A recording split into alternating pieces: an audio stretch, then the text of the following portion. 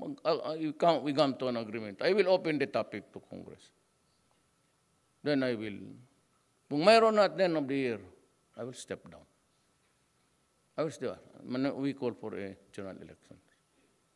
And then you deserve, if there's one better, okay lang. I do not claim to be perfect.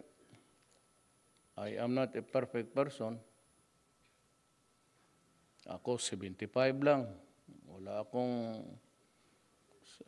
ako yung original K-12. Ito. Sabi ni yung anak kong second wife ko,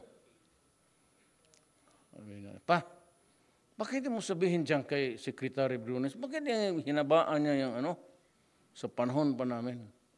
Sabi ko, nak, dahan-dahan ka magsalita, ha?